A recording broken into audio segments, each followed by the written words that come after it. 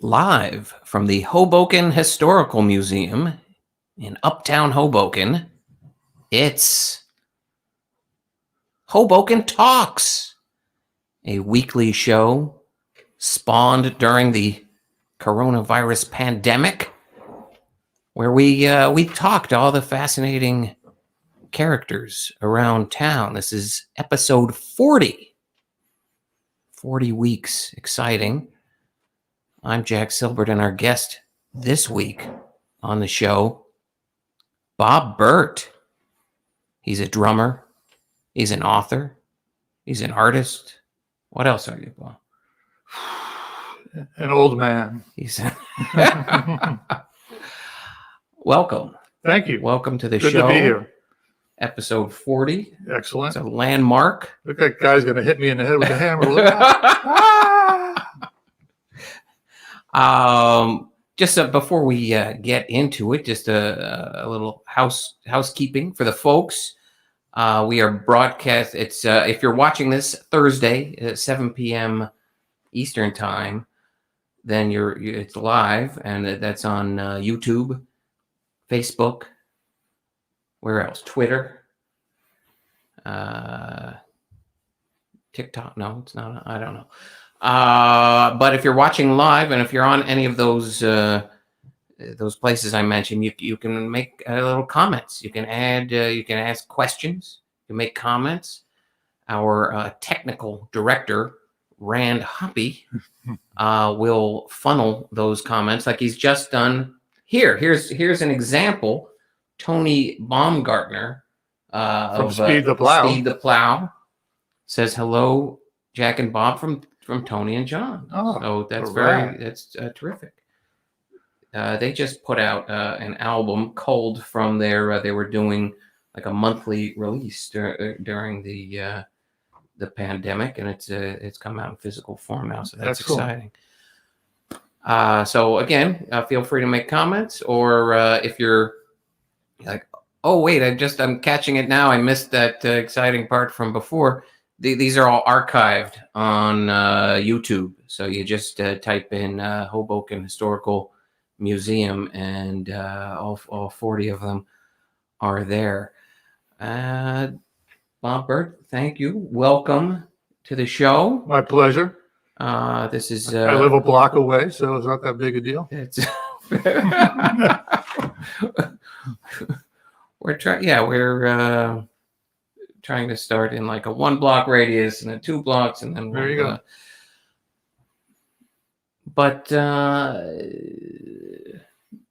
born in Passaic, New Jersey, is this correct? Born in Passaic, in the hospital in Passaic, but I grew up in Clifton, which is right next to Passaic. Sure. Whereas in the King of Comedy, Robert De Niro says, if he's from Clifton, he says if you fall below a certain, financial line, they exile you to Passaic.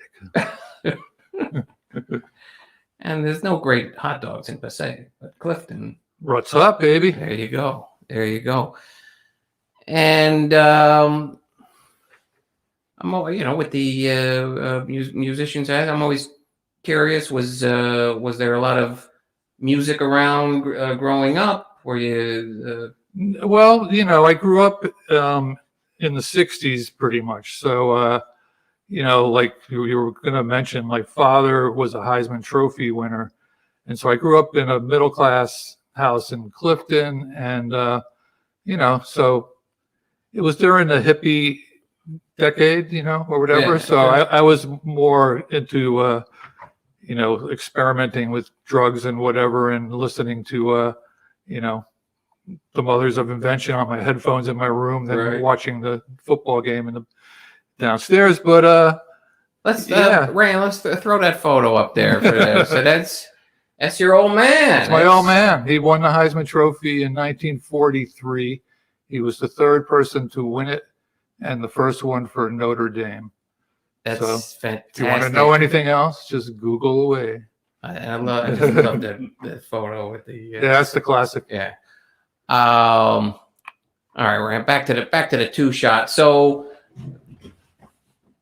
with the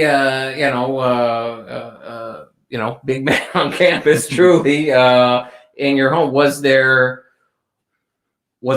any pressure, even though younger, to play sports? I mean, you're a pretty big guy yourself. Not really, but I was the youngest of four kids, and so my family was pretty conservative, and they sent me to Catholic school, which I hated. I wasn't buying into that crap from day one, and so I kept kind of rebelling. And when I was in grade school or grammar school, everything was kind of like that movie The Outsiders, except instead of socias and greasers, it was hoods and rah-rahs. And I hated being in Catholic school, having to wear this horrible uniform. There was a public school on the same hill, so I would see all these cool kids in leather jackets and stuff go walking down the hill, and I was stuck with these horrible nuns that were like hitting people and trying to push all this bullshit religion on you. And so so for many years I just begged my parents, please put me in public school. And I was in the 8th grade, and I got to the point where I was just said, I'm not going to do any more schoolwork until you take me out of here and put me into public school. So one day I was sitting in class, and the principal, this real horrible nun, calls me out of class. I guess my mother didn't know how to deal with this problem, so she went and talked to the principal, who pulled me out of class in the middle of the day and pulled me out into the hallway. And as she was slapping my face back and forth, was saying, "Why would you ever want to go to public school?"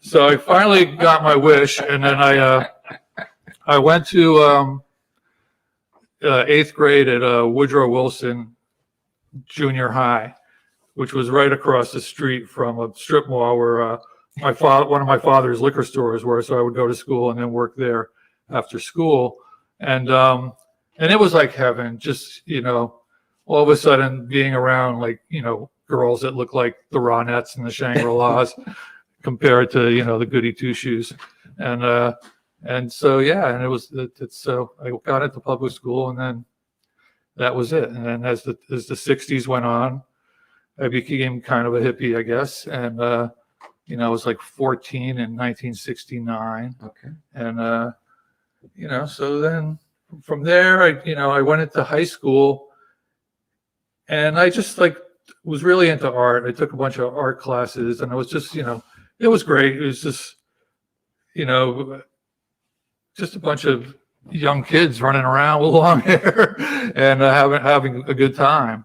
And my high school days kind of remind me of that movie Dazed and Confused. Sure. I can totally relate to that, but then while I was in high school, I kind of got into, a friend of mine was the first person I knew that my best friend in high school. He was the first one I know that got his own apartment.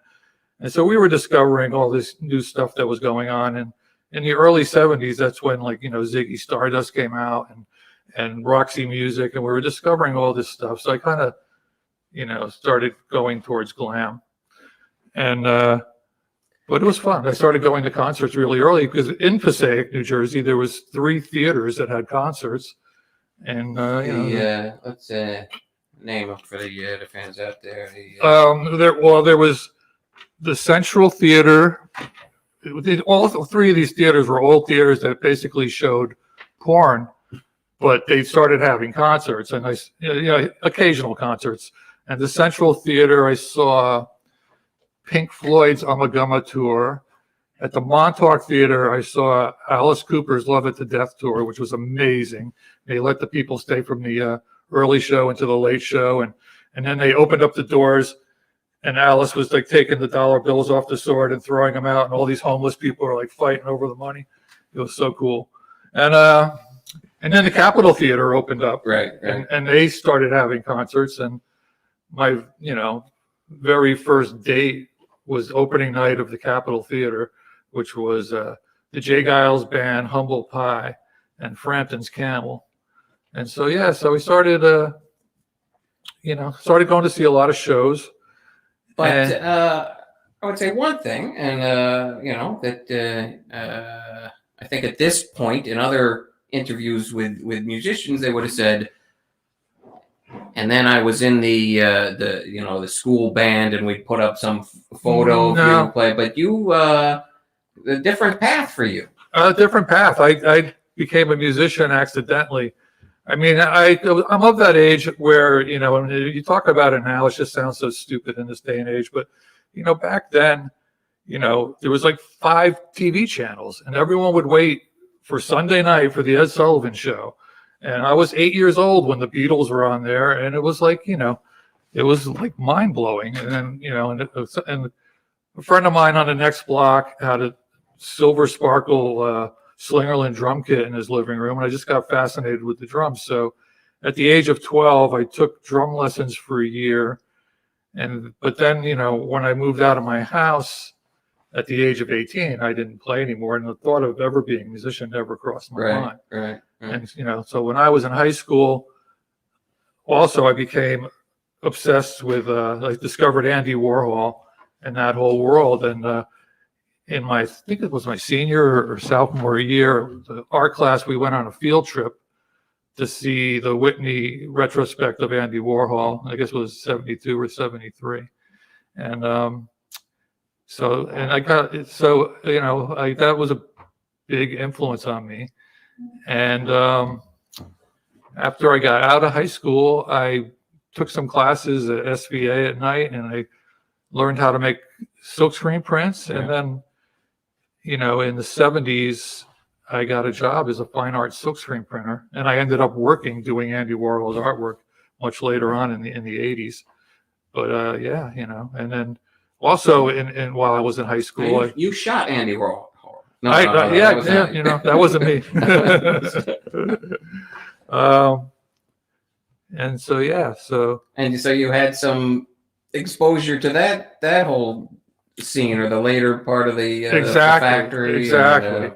And so, and also I started going to music clubs like right out of high school, and I saw the New York Dolls at Max's in '73, and then we started going to see all these shows. And back then, the drinking age was 18, but if you went into New York City, I went to some show at Max's, and me and my friends, we all have fake IDs made up, and like we go to the show and no one asked for them. And my first thought was, God damn, I could have come here last week and saw the Velvet Underground, And so that's, and then back then it was like, the Village Voice was our Bible. We'd buy it, get it every Wednesday, and you just look at the whole schedule. Sure. And it wasn't just going to CBGB's and Max's. It was also going to like see great jazz and lofts. Like, I saw Ross on Roland Kirk a bunch of times. We saw Don Cherry playing a loft. We used to go see William Burroughs read. We used to go see this performance artist, Brother Theodore. Yes. He became a Letterman. Right. And there's a documentary on the streaming. And so, if you don't mind, I'm just going to keep talking. Oh, absolutely. No. John O'Toole chimes in. Hi, Bob. Hey, Jack. Hey, Johnny, baby. One of the few of the old school Hoboken left. So anyway, in like 1978, I had already had a few apartments in New Jersey. My first apartment was in Belleville. My second one was a loft in Clifton. Okay. And then I moved to Manhattan, and that's when I started fine art silkscreen printing for a living. And so at one point I ended up working at this place in Soho on Grand Street. And, Soho in the 70s, it was so great. We'd be printing away, doing great stuff like Dennis Oppenheim or Alice Neal, and a lot of schlocky crap too. But, you get a lunch break and, you smoke a joint and you walk a few blocks and go see a Rauschenberg show at Leo Castelli's, and then you'd go into Rocks in Your Head and buy all the latest records. And while I was working there also, I went to the opening night of the Mud Club, which was the B-52s played. And then this girl that I worked with showed me this album, which was called No New York, It was a no wave compilation that featured Teenage Jesus and the Jerks, Lydia Lunch's band, James Chance and the Contortions, this band Mars, and DNA. And hearing this, because at that point, the scene kind of got overloaded with 20 million bands, but all of a sudden there was this new movement. And when that record came out, the movement was practically over already. There was only a few of those bands left. And but that record kind of taught me that, you don't have to be, technically inclined to really create something great. It's like had more to do with concept than anything else. And because, I was going to shows constantly, and I was seeing all these amazing drummers, and I never even thought, like, God, like, why would I even think I could do something like that? Like Jerry Nolan or Clem Burke or Billy Ficca of Television, and J.D. Doherty, all these amazing drummers. And so then in 1979, and you could read about all this in my book. That's right. And let's just say, because Bob, the holidays are coming up, and but unfortunately, the second printing is almost gone. So order it quick. Well, yeah, we have to demand a third printing. Yep, it's going to happen, but it might take a little while. Hozak Books, I'm Just the Drummer. Exactly. By Bob Bert. Forward by Lydia Lunch. Yeah. The aforementioned Lydia Lunch. We'll get to her later. But so in 1979, I saw this little ad on the back page at the Village Voice, and it said, "Punk rock art needed." And it turned out it was, a gallery on Wooster Street, which is right near where I worked. So I went in there, and I was like a nervous wreck. I was just like, I didn't know anybody. It was just like, so I go into this gallery and I show him my stuff, which was kind of weird and crazy. And the guy who ran the gallery, he loved it. And he says, "Oh, you're going to be, part of the show." And I thought, like, oh my God, this is like the greatest thing in the world. I mean, it was like this Joey Ramone was in the show. He had a red painted toothbrush glued to the ceiling. It was titled Bloody Gums. And so, and the opening was great. All the punk rock stars were there, and there was all this good art in there. And I couldn't even believe I was a part of it. And, it's like the opening day, the guy rides into the gallery with a motorcycle, and it was wild. And so I became a part of the gallery, and I met a lot of people there that I'm still friends with. And that's where I met my future wife, Linda. And so we started dating. Like, the first date was actually easy to remember because it was January 1st, 1980. And after a year, auspicious beginning to a decade. So after a year of dating, I was living on the Upper West Side at the time, and she was living in Jersey City. And we decided we were going to live together, but I didn't want to live in Jersey City, and she didn't want to live in New York. So we compromised, and she took me to Hoboken, and that's 1981, and I've been here ever since. So happy anniversary! Well, whatever. 40th episode, 40 years. Yeah, and let me tell you, it's not the same place. It's not the same place from fewer years than that. Yeah, exactly. Where was that first apartment? The first apartment was on Hudson Street between 8th and 9th. It was like the nicest block in the town. And when we first saw the place, the rent was $500, and at the time we were like, it's kind of steep, know. But Linda had a great job. She was a photo retoucher and made a lot of money.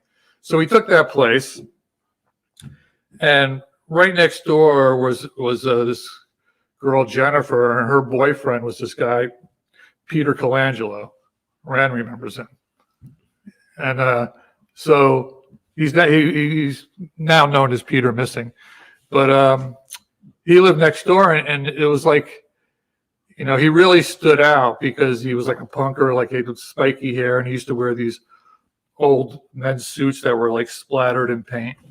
And and he was kind of a troublemaker. But so we one night, not long after we moved there, we went to this club on Washington Street that's been long gone called the Beaten Path Cafe. It then turned into Live Tonight, maybe the Whiskey Bar. I don't know what it is now. But it was this funky little place. And it was the one place, that actually had shows besides Maxwell's. I mean, you couldn't compare it to Maxwell's, but actually, I saw the Gun Club there with Kid Congo, and I saw Johnny Thunders there.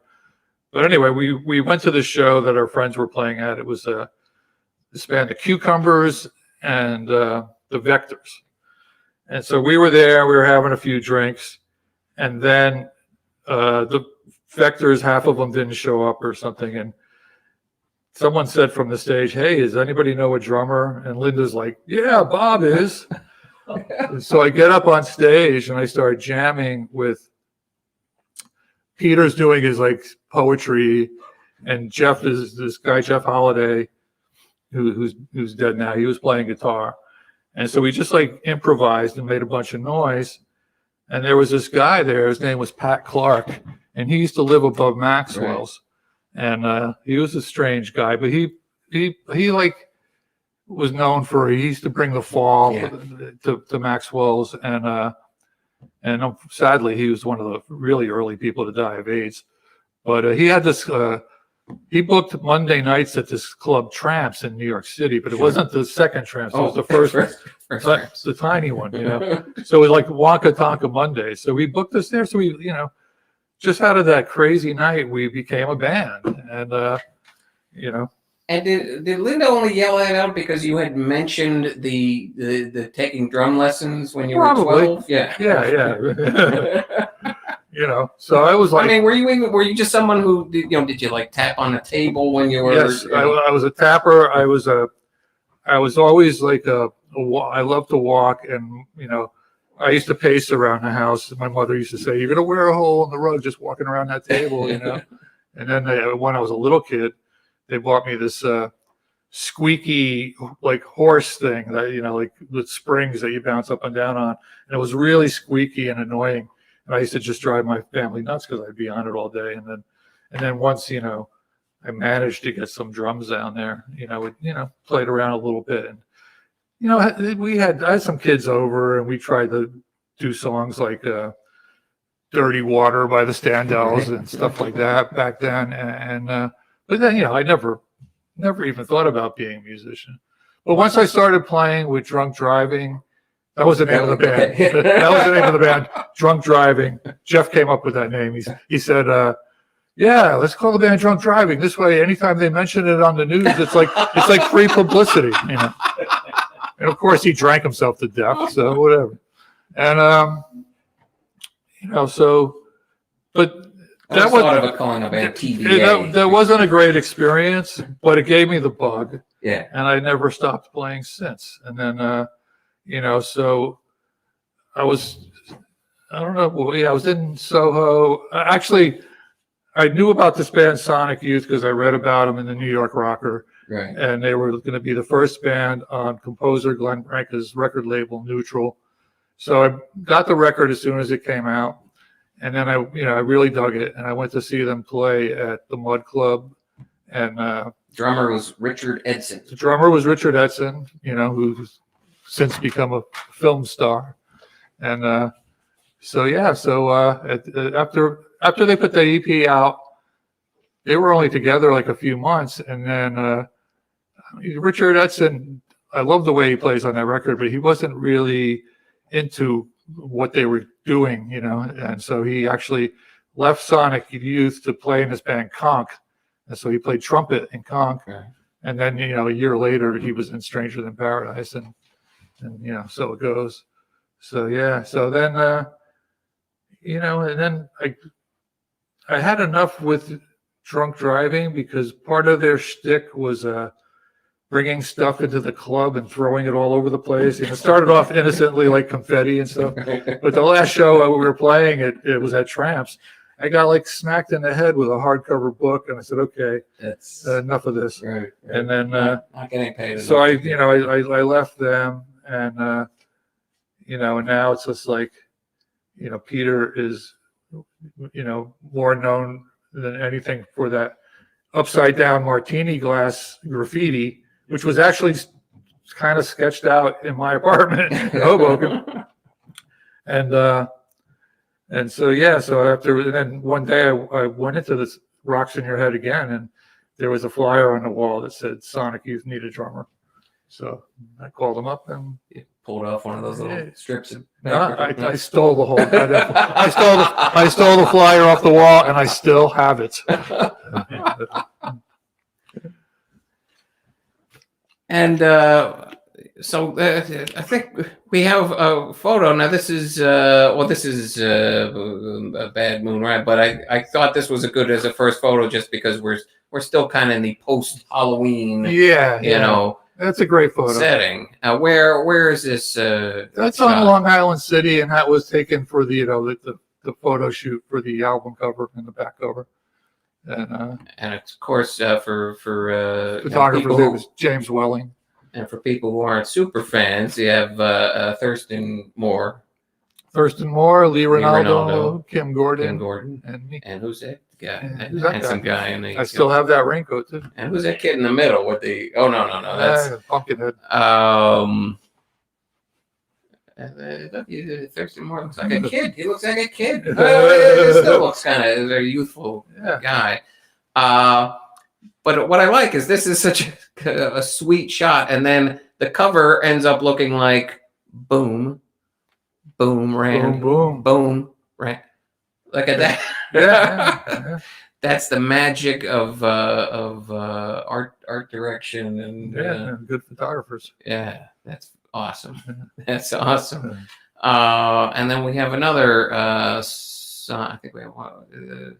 That was taken in London, and I think it was for one of those weekly papers, because so I'll continue from where I left off. So anyway, I joined Sonic Youth and started playing with them. They were working on their first album, Confusion is Sex, and I went down.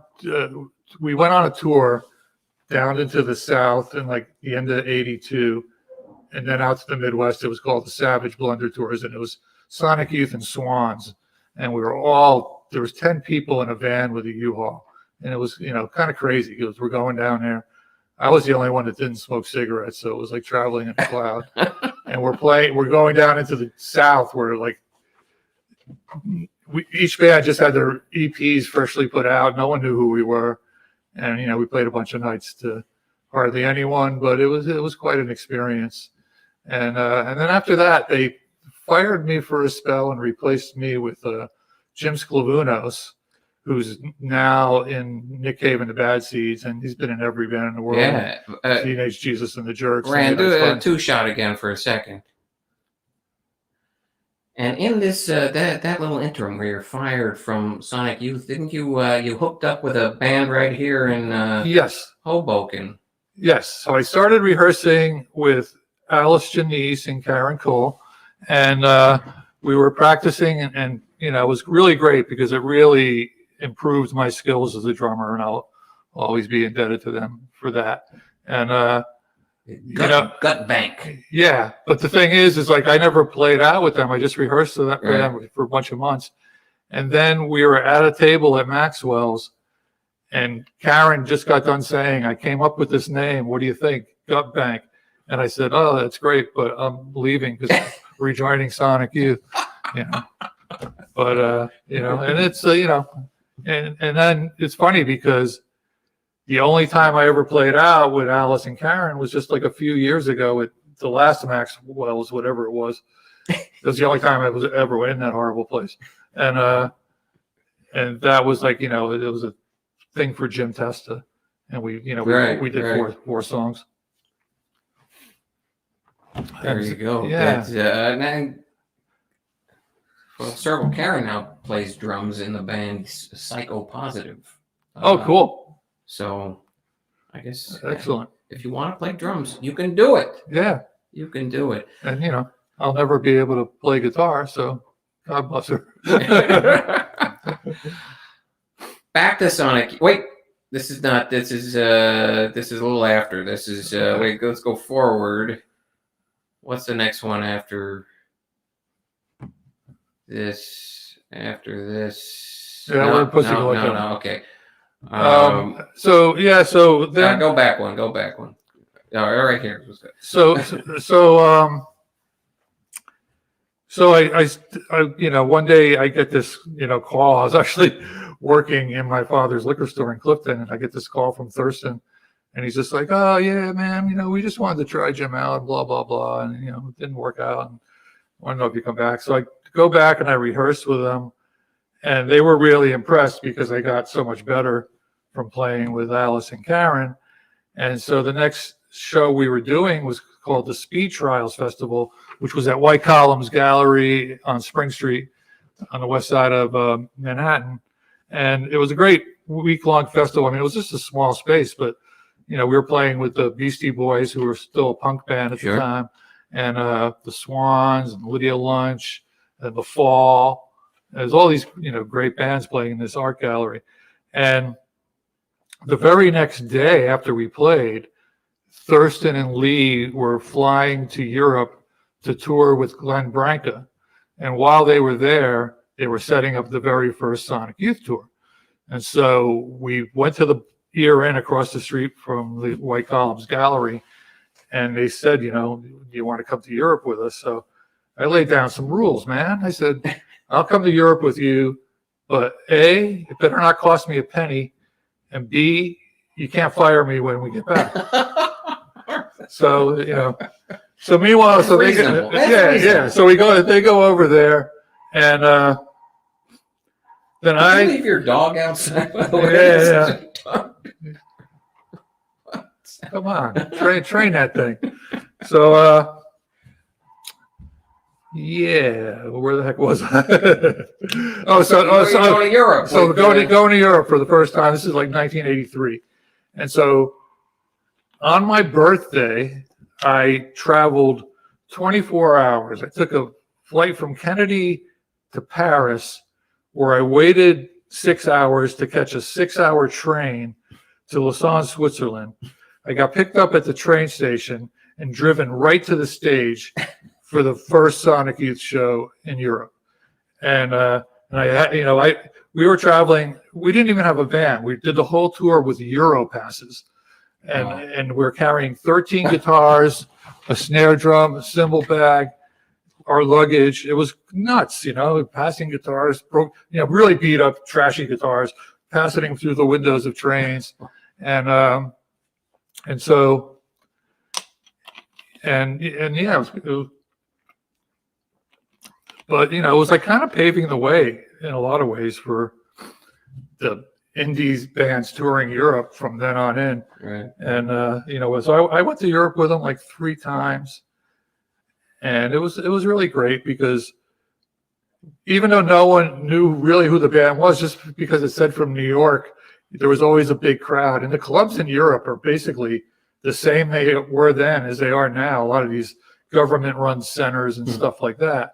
And so, the places, we always had a good crowd, and, our music was so out there. We were like pretty much blowing minds. Everyone loved us. That very first show, it was great. I get driven to this club. I go right on stage. I'm using the opening band's kit, which are like these fiberglass drums that have they're shaped like horns, like a million toms, and so we rocked the show, and the people went nuts. And then we came back and we did this our version of "I Want to Be Your Dog" by the Stooges, and they were just going nuts. And then they were like lighting fires out on the floor in the crowd, and it was just like so weird, touring the early '80s, in Europe, because Europe's, they're way ahead of the time culturally in so many ways, but with the punk rock thing, it was like they were a little bit behind. So we were going to these clubs, and they had these, crazy mohawks. We pulled into this one parking lot, and it might have been Germany, and it's like there was still daylight out, and there's like just like a whole gang of skinheads in the parking lot, and they were all huffing bags of glue. And we're just like, oh my God, we're gonna die tonight, And even they dug us, So it was quite an experience, and I wouldn't, So you had a great run with Sonic Youth. I did. But then you quit, you leave. I quit, I leave. Yeah. And it wasn't that big a deal at the time because who would have imagined in their wildest dreams that people would have been talking about Sonic Youth to this day? Right. And this was before, MTV 120 Minutes, alternative music, we were trying to just be on the same scale as bands like the Birthday Party or, Neubauten, who we loved. And, I quit. It was no big deal. I went to Europe a bunch of times, never made a dime. I was broke. I was, newlywed. I wanted to try other things. Okay. And then, then Linda made an honest man out of you. Nah, not really. So I had like a year in between, and then I made the very first Bewitched record, which was my kind of side project, experimental record. And I made that. And then one night I was at the Cat Club seeing Einstürste Neubauten, and Kim and Thurston were there, and I was, hanging out with them. And I said, oh, kind of getting itchy to play. You know of anybody? And they said, well, this band just moved to town called Pussy Galore. Rand, now let's hit that next shot. And this is the first that people would hear of a fellow named John Spencer, who would also go on to a large acclaim. Who I'm playing with now, right? 30, 40 years later. So they said, yeah, there's this band Pussy Galore. They just moved here from DC, and they were standing like 10 feet away. So, I think John was probably wearing that same jacket. And so I just went over and I introduced myself. And then, a week or two later, I was standing out in front of CBGB's, and they had just put out their EP called Groovy Hate Fuck. And John walked over to me and handed me a copy, and I said, oh, are you guys looking for a drummer? And so he wrote his phone number on it. And so, the first couple of rehearsals were like, I was just playing regular drums and they had someone banging on metal. But then John came up with the idea of combining the two things. And so we concocted this metal drum kit, which was a car gas tank. And believe it or not, in 1986, even for a few years after that, there was a junkyard in Hoboken. Right. And they had gas tanks piled to the sky. And they'd be like, $5 or something. And now in this day and age, I went around looking for one for a tour a couple of years ago, and they're all made out of plastic. Rand, go back to that Maxwell's shot, if you. So right there, we have a good shot of one of your early. Yeah, there I am wearing the Richard Karn T-shirt, Death Trip Films, and so. So this would be Pussy Galore playing Maxwell's, I believe, and our friend Tom Gallo of Look at My Records fame says this is January 31st, 1987. Okay. So from the Mackenzie files, we're still in the 86, and so we come back. So we make this drum kit. You got to remember, they're all 10 years younger than I am. They were like. Christina was 19 and John was like 21 and I was 30. No, John was 20, I was 30. And which, that's a big, even though it's only 10 years, a 20-year-old person and a 30-year-old person, it's, every decade you get a little wiser. Right. Like, now I know it all. Yeah. So John anyway. Baumgartner, the other big player in Speed the Plow. Says best hair in rock. I'll take it. So, although from John Baumgartner, I definitely have better hair than him. No, whatever. So, we love you, John. So yeah, and so it was around this time that Neil Haggerty came up from DC. So for a while, we started getting off the ground. It was me, John Spencer, Christina Martinez, who was his girlfriend at the time and is still his wife today. Right. Julie K. Fritz, and Neil Haggerty. And, you know, when I was, the last year or so I was in Pussy Galore, Sonic Youth, or the last year or so I was in Sonic Youth, they started mouthing off to the press that they were going to do a cover of the whole Beatles White Album, which never really happened. But we got through back in the USSR at one rehearsal, and you know, everyone's like, "Oh, number 9 will be really easy to do, just feedback." And they did the Whitey out. Yeah, that was more of a Right, Madonna the thing. goof, yeah. But so John came over to me one day and he said, "Well, you know, kind of in response to that, you know, we're thinking of doing a version of Exile on Main Street." So I was like, "Yeah, that's, you know, a much better idea, or a much better album anyway, in my opinion." And so it was brilliant. So like we went into this like classroom. We had this beat up old 8-track cassette recorder, and we tackle a couple of songs a day, and we recorded, you know, all of Exile on Main Street in a week. And they did a lot of cut ups and crazy sounds and made it kind of crazy. And then so they released like it was 500 or 550 cassettes, and you know, and it got all this attention. And one day John was delivering the cassettes up to Caroline Records for them to distribute, and Keith Woods, the owner at the time, called him in the office and signed Pussy Galore. And then we, you know, and then after that, after that, we recorded Pussy Gold 5000, which was a 5-song EP, and that was with Christina, Christina, John, Right. Julie, and me, and Neil. And then we recorded. Then when the band just became Julie, John, me, and Neil Haggerty, that's Kurt Wolf, who replaced Neil a little later on. Okay. We recorded the album Right Now, and we recorded it half in New York with Kramer from Shimmy Disc, who no one knew who he was at the time, and the other half was with Steve Albini in Chicago. And you know, it came out. You know, people to this day still love that album. I still love it, and you know, so.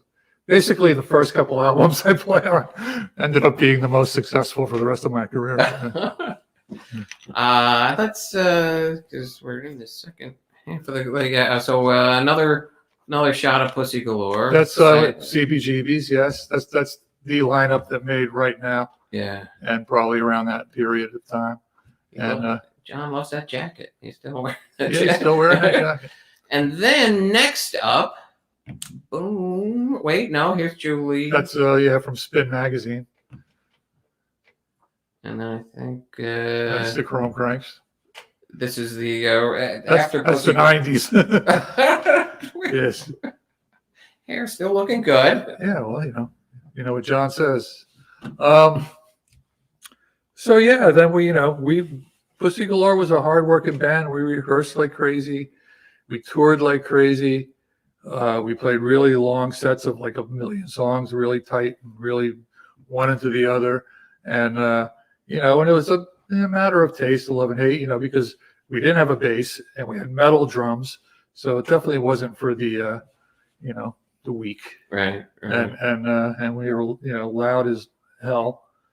And so, yeah, and we made a bunch of records and toured a bunch. And we made a Sugar Shit Sharp EP with Kurt Wolf. It was a great one. And then we made Dial M for Motherfucker. And then the band kind of fell apart. And then we did a tour of the U.S. as just a 4-piece because Julie had left. And then so we were, you know, Pussy Galore with no pussy. And then our very last show was at CBGB's and was recorded on 16-track and was later on released as an album called Live in the Red on In the Red Records. Nice. And excellent. You know, and then the band was apart, and then John said, "Well, you know, you want to make another record?" So it was just at this point, it was just me, John, and Neil, and so we went into this classroom that we rehearsed at, that we really loved the sound, and we kind of rented a studio and moved it in there. And we recorded the last album called La Historia de la Musica Rock. And And then we were all set to go to Europe and play a show in London. And then Neil just disappeared without telling anyone. He went to San Francisco with his girlfriend, and they had a thing called Royal Trucks. Sure. And that was the end of Pussy Galore. All right. But you find another band. Yeah. So that, I mean, you know, the 80s for me were great because the first half of the 80s was Sonic Youth and the second half was Pussy Galore. Right. Then we get into the 90s. At this point, I have my own band, Bewitched, going, which was formed with Chris Ward and a bunch of people that work at Maxwell's. And we started playing, and we played our first show at Maxwell's with STP, which is Julie K. Fritz and Jackie Nimitz and Sally Barry and Melissa. I can't think of her last name at the top of my head, but we played that show, and you know, and Kim and Thurston were there, and this was right when Sonic Youth signed to Geffen, so they actually took both bands on tour. So we toured the East Coast, and I actually, you know, because I sang in Bewitched, right. And so I actually, you know, sang on stage at Roseland, which is insane, you know, to a big crowd. And so then after that, you know, we got bounced from the tour, and we got replaced by some, you know, band no one knew called Nirvana. I don't know. You ever hear of them? What was that? The year punk broke or something? What? Yeah, it was like 1990. It was before Nevermind, but you know. In fact, Dale Crover of the Melvins was playing drums with them on that. John Baumgartner, is that Peter Aaron? hairstylist to the stars, asks, "Is that Peter Aaron?" That's Peter Aaron. This is in Chrome Cranks. Yes. Second from the right, or our right, next to Jerry with the USA T-shirt, sweatshirt. Looking good. And what years are Chrome? So I was doing Bewitched, and the Chrome Cranks. Well, Peter and William Weber, they arrived in New York from Cincinnati, and they were doing the Chrome Cranks, and it was really cool, like fuzzy blues, swampy rock, and kind of like. Definitely influenced by the Australian band, The Scientists. Mm-hmm. And so, and Jerry Teal was in the Honeymoon Killers. And so, you know, I knew him. So they were kind of like, Peter was kind of like, I don't want to say the word stalking, but he was really trying to get me to join the band. Right. And, you know, finally I went and rehearsed with him, and I fell in love with the rehearsal space because Jerry Teal had this place called Funhouse, which was on 4th Street near Avenue B, and it was like our clubhouse. It was our, you know, we rehearsed there and recorded there. And so the Chrome Cranks, we put out a bunch of albums. We toured Europe like crazy. We toured all over like crazy, and then and that kind of fell apart at the end of the 90s, and out of the ruins of that, I kept jamming with Jerry, and we had our good friend Jack Martin come in and play guitar, and so we started jamming and laying down all these tracks at Funhouse, and then all of a sudden, Kid Congo Powers moved into Jerry's apartment with him, so we had him come down and play, and all of a sudden we had this Barry London. He was in a band called Stab City, and he played keyboards. And so all of a sudden, we had this band called the Knoxville Girls. Let's hit the next slide, I think, or it might be two. That's the Knoxville Girls. So we've got the aforementioned Kid Congo Powers from the Cramps, the Gun Club, Nick Cave and the Bad Seeds, and currently playing with me. We'll get to that. All right, we'll get to that. And that's Jack Martin. An hour two. And that's me, Barry London, and Jerry Teal. And so we were cool. We were kind of like a noisy country influenced band. And before he even heard us, just knowing who was in the band, Larry Hardy from In the Red Records, said he'll put out our album. So we made it one album. And then we did a little bit of touring, nothing too crazy. we actually went on tour opening up for Davey Allen and the Arrows, who did all the like Wild Angels soundtrack and stuff. And so, yeah, we made our second album in Hoboken. At the time, there was this place called Jolly Rogers Recording Studio, and Gene Holder, right, of the DBs. Yeah, Gene Holder of the DBs. You know, he engineered it, and he even played bass on one song. And that's a great sounding record. Eric Kammer, who watches every episode and is going to be a guest on a future episode, this nice picture. And I've been, we're 50 minutes in, and I've been a little distracted because I'm like, where's Eric Kammer? Oh, okay. I'm glad he's all We're right. 50 minutes in? Yeah, we got it. Well, Jesus. You're a raconteur, so. We're not even halfway through, man. All right, let's hit the next picture. We do some. Also in the 90s. Also in the 90s, Linda and I started a fanzine called BB Gun. And it started, just out of love. It was kind of like I had the kind of approach of Andy Warhol's interview saying like, hey, let's put out a magazine. We'll get stuff for free and we get to go to shows and stuff. And it's kind of, being that I was a musician, I kind of knew everyone that I was interviewing for the most part. So I would go places that most people won't. And I'm really proud of it. We did 7 issues in about 10 years. Nancy Sinatra, you interviewed. I asked Nancy Sinatra if she ever had sex with Elvis. No other magazine did that. And yeah. And people have to pick up the book because that has a lot of stuff, is in here. I'm just the drummer on Hozak, the Hozak label. Right. And that was really sort of the golden age of zine. So you kind of it was perfect. It was, and the first couple issues I actually laid out on boards, and then as time went on, it got slicker and more computerized. And but it did good. We would try to get as much advertising to cover the printing, and back then we had an account with Tower distributing it, and there was that store C here on 4th Street. I sell hundreds of them out of there. And, it was great. And I'd get so much stuff in the mail, and I would sell so much of it, and it was cool. And a lot of people, enjoyed it. And, not too many people have anything bad to say about it. When I met, I don't know how many years ago, I met Bobby Gillespie from, Jesus and Mary Chain and Primal Scream. And he told me he has every issue, nice. Which I was like, whoa. Next photo. Okay, now we're into current day. All right, so the Knoxville Girls.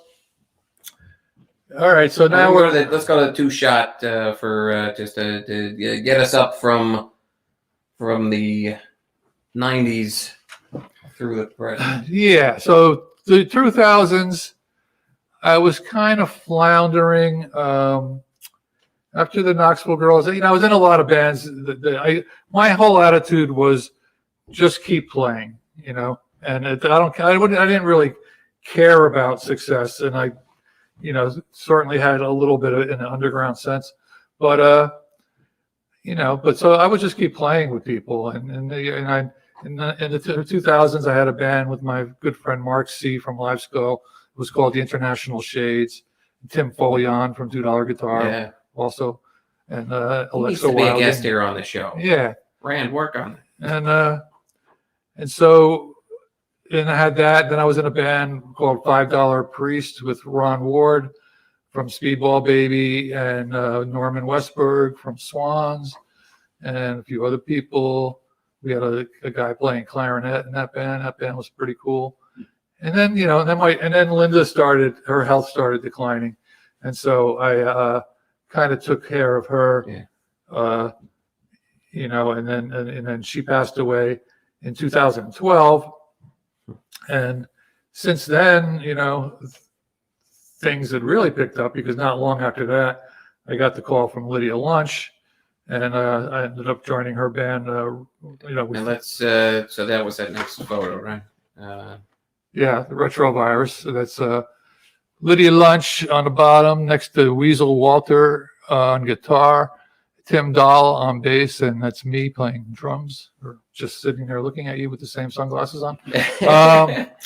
And one thing I love about your career is, you mentioned just seeing Lydia Lunch with the Teenage Jesus and the Jerks, and then she's on the Bad Moon Rising album. I was a big fan from day one. And I actually, to shorten things up, if anyone doesn't know who Lydia Lunch is, they should check out the documentary called Lydia Lunch, The War Is Never Over, directed by Beth B. And that tells her whole story and goes through her whole music career.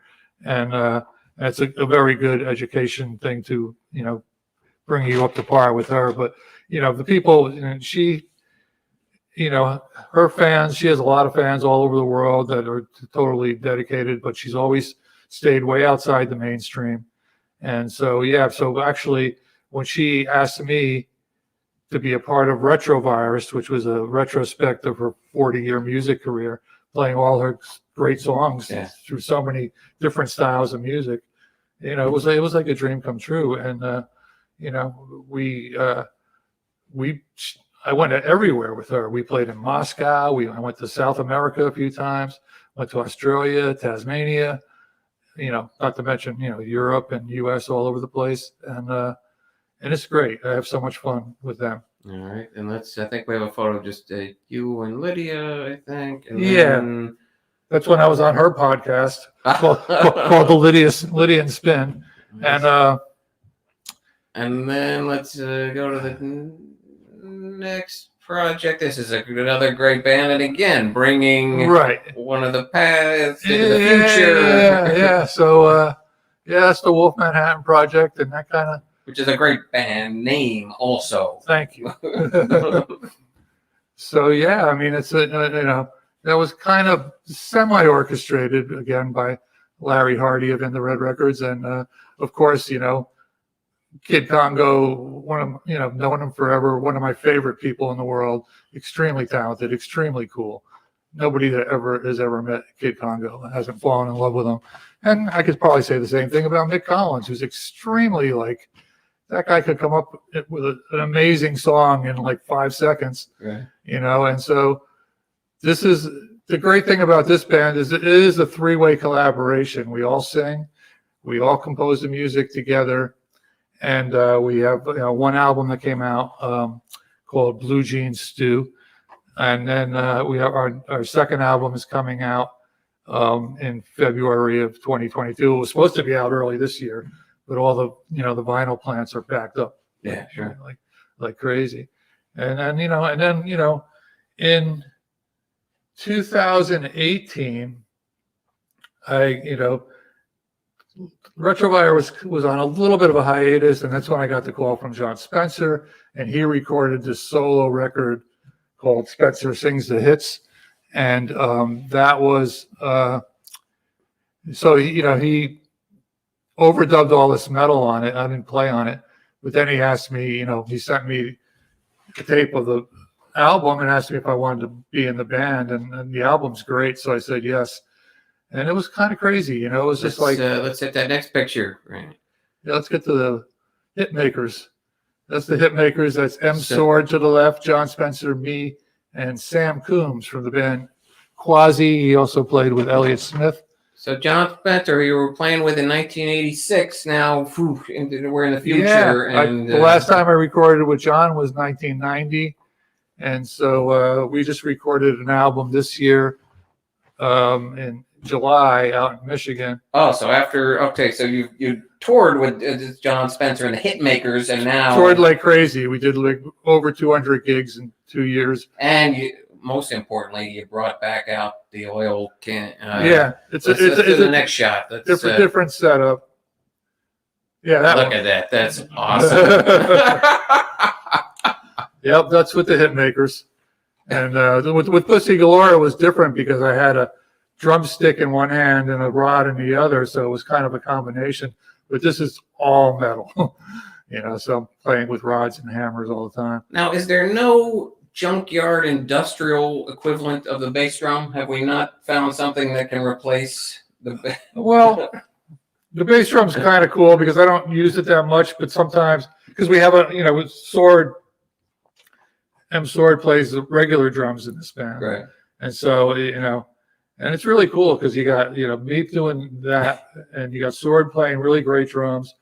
John is writing great songs. He's always been a great frontman and the hardest working man in showbiz, and so Lydia being the hardest working woman in showbiz, yeah.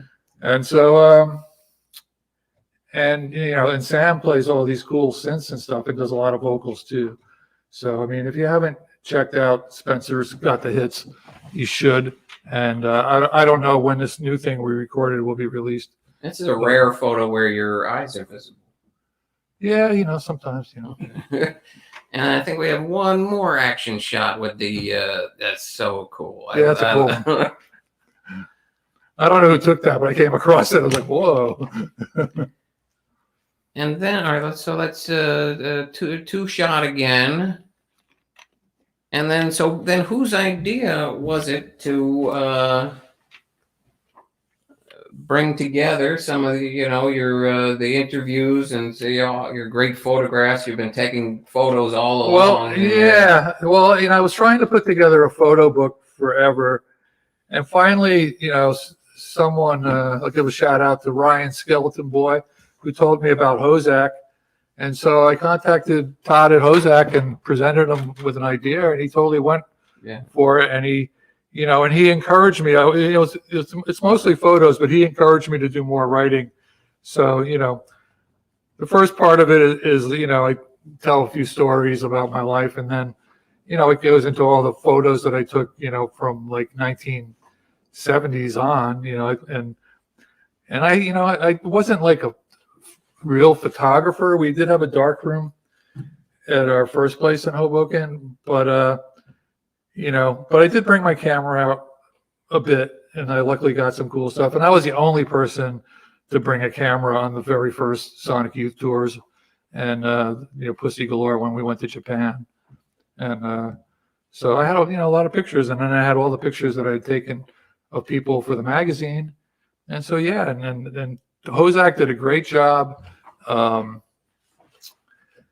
they totally did the layout, and then went into a second printing, and they added extra pages with my artwork in it, and it's going to go into a third printing, and they also just released a book called Where the Wild Gigs Are. I had that written down. All right. That was just in August that came out. It's already sold out, and I wrote a chapter on Maxwell's there. There you go. I was talking to our friend Todd Abramson, who's also been on this show. And a shout out to Todd, who I ran into Tunes yesterday, and he talked to me. He sold me he told me to buy the Phil Manzanera solo record, Diamond Head, and I listened to it today, Todd, and thank you very much. It's really good. Awesome. So that all these books. Well, I know that I'm Just the Drummer. It's been available at Little City Books right here in town, and at Tunes, a wonderful store that we love. And it's for Amazon, you can get it there, or right on Hozak, HOZAC, which is a wonderful record label as well. So when you go onto their website, don't just buy these books, but you can buy some. And let's not forget, since we're talking about records, so let's not forget Pure Platters, which was. I'll never forget Pure Platters. Well, yeah, I mean, it was a legendary record store in Hoboken, and I worked there, and met a lot of people through there. Otis Ball, man. Bill Ryan, Suzanne Sasek, Donna Cron, everybody. Now, this is not available at Tunes, but it's available. You can find it if you're this is the collected works of Bewitched, the Bob Bert solo project, but it's a lot of great players on this. Yes. available And in the popular compact disc I have 2 boxes of them. So contact, Instagram for those who you don't follow. Just look up Bob Bert. Right. Send him a message, and you can get your own copy. And this is terrific. I was just giving it a spin in the car the other day. Awesome, thank you. We've run out of time, but I'm just interested because. When's that moment where you're like, yeah, I could sing? Who were you watching that's like, I could do that? Well, it was a lesson learned, because I just thought, like, well, I had been in bands, and if you're the drummer of the band, you don't have much control over anything. And so let me do my own project where I'm in charge of everything. And so I started singing and writing the songs, and when I switched off, we played drums and do a lot of things, and and it was interesting. We had a DJ Cream of Wheat, and Chris Ward on bass and Jim Fu on guitar, and we had people joining us here and there, and but then we made 2 albums and a bunch of singles, but then it kind of fell apart, and then I did a Sub Pop single of the month with Donna Hamilton, and then from Hoboken's own Tiny Lights. Tiny Lights, yeah, and then. And so this is not a vanity process. I mean, Sub Pop, that's the same label that launched those Nirvana kids you were talking about. Yeah, we had we didn't have a big following, but we did some good. We played shows with the Jesus Lizard and Sonic Youth and the Mekons and all kinds of people, and then where is Foo these days? Claire P wants to know where is Foo these days. He's back I think he's living in Queens. I ran into him about a couple years ago. It blew my mind because he moved to Berlin, and he showed up at this Lydia Lunch show at the Brooklyn Bazaar, and I was like, holy crap, Jim Fu. And then he had this like little skinny beard, so I started pulling on it. And he goes, come on, man, I'm tripping. I'm like, dude, you'll never change. Tupelo Twin is sending big hugs to Bob from Bristol, England, still trying to track down his book. Where over there in old Blighty, dear old Blighty, can someone get the... I don't know. Maybe Amazon UK. Maybe that would be the best could be route over there. And Sal Principato of Liquid also sent his regards to you. Yes. I only met him once, but boy, was I a big Liquid fan. And I remember one early show at Maxwell's. Liquid was playing with this band, which was like a 3-woman kind of no-wave band, and it was so weird because Liquid was playing, and the whole back room was like dancing away, and then came on, and within half a song there was 3 people. it was like me and Ed Ballman from 99 Records. And P. Claire P. also spent a great day tripping with Foo. So, I think Eric Kammer also tripped with Foo, but I can't say I ever have. And just we've gone over time, but I need to know, Bob, for someone who's been here in town for decades, and there's a lot has changed for the negative, but tell me something that you still love about Hoboken. I love about Hoboken that it's a square mile. You could walk anywhere. It's easy access to Manhattan and Brooklyn. I have a car. And when I first moved to Hoboken, along the river, it was like broken down piers with people fishing and stuff. And what they did with that is beautiful. I mean, the skyline is incredible. And I take that walk like a few times a week, just walk along the river, and that's wonderful. And, and then and there's a lot of great places to eat. What are 3 of your favorite places to eat in town? Well, I tend to, for Mexican, it's Baja. For sandwiches, it's the Little Grocery. Also interviewed on a show here. Who's that? This is the cook at the little grocery. He said he's the owner, for God's sake. Her name's Peggy.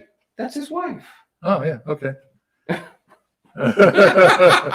John Baumgartner says he was the third person at the Ed show. Liar. And you know what? That's one of those classic shows that everybody says they were there. Yeah, well, that Sonic Youth at Maxwell's. Sonic Youth at Maxwell's, the first few times, there was no one there. And so many people say they were there. You know, Eric Hammer, it's like the Sex Pistols, saying a positive thing about Hoboken, says you always see someone you know, and that's I think also a beauty of a yeah, not as much as you used to. I see Todd, I see you, I see Rand, maybe a few other people. Yeah, hanging in there. Saw Jared, the bass player. Great guy, and Amy, his partner in crime. Bob Bert, I want to thank you so much for coming on the show. Thank you, Jack. For me, and then you were a little older than those people, and then I'm a little. It's like I'm kind of Cafford's age or something like that. But I'd see you around town, because you cut a distinctive figure, and I'm like, oh man, that's Bob Bert, for God's sake. It took me the longest time because I remember, when they were playing a benefit for you, and I'm like, who the hell is that? And one day I saw I was in the tunes, and Mike was like, well, you don't know Jack? I'm like, no, I don't actually. Well, I'm very glad to know you, and I was very glad that you came here. And please follow Bob on Instagram and follow, get the books and get the records and check. And you were in a short film. I was in a short film directed by Dylan Morris Greenberg called The Bathtub. It's like kind of like this. It was like a green screen kind of thing, and it's amazing. And he's been showing it all over the place, but it's on YouTube. It's called The Bathtub, and it's like 15 minutes long, and it's so tripped out, and I highly, highly recommend it. My first starring role in a movie. That could send you in another direction. Who knows? Yeah. All right. Let's finally wrap this up. Let's get to the credits. You've been watching Hoboken Talks. Coming soon, Armando Luis. And after that, Linda Volkhomer. Those are going to be some great shows coming up. We always make sure we want to pay tribute to the late Donald Shackett, who was a longtime Hoboken resident, loved the city, loved the museum, and actually remembered the museum in his will, and which helps us put on programs like this. So we great thanks to Donald and his family. The New Jersey Historical Commission. Jack Schitterelli was going to shut it down, but Murphy says no, we keep it going. We got a technology grant from them, and so we have these excellent microphones now. Bob Bert, would you approve of these microphones? Yeah, they're really pretty. And lights also, and the fancy green screen, so that we thank them for help with all those things. The Applied Development Company. Did you know that they provided the physical space for the museum? The rent here, $1 a year. I mean, that is awesome, and they've helped the museum in a lot of other ways as well. Please come by if you haven't been to the museum in a while. The downstairs, the main exhibit is called The Avenue, A History of Washington Street. See Bob Bert's been walking Washington Street for 40 years. And when he walks from one end of the room here to another, it's like time travel here. So that's... oh, look at this. A note from Peggy from the little grocery. It says Uptown. They used to have Uptown and Downtown. Now it's just Uptown. What is that? 1212 Washington or something like that. It's on the 1200 block of Washington. Thanks for the shout out, Bob. Love the show, Peggy. And wait, if you go onto the archives of this show, you can see Nemeth, chef, co-owner of the Little Grocery, interviewed by me. The upstairs, you just have a few days left to see this. Cavemen built my skateboard. Bob, look at these photos. It's a young photographer named Joan Michelle. What does that mean? Cavemen built my skateboard. You got to come here to the museum and find out. And this is only up for a little while because on the 14th of this month, en plein air specialist Frank Hanavan returns to the upper gallery with his latest collection of stuff. And visit the museum, support the museum. You know, it's a nonprofit. So go onto the website, throw a few bucks, become a member, or buy T-shirts and mugs and all sorts of good stuff. And you know what? We love you. So thanks for watching. And we'll see you again next week. Bye-bye.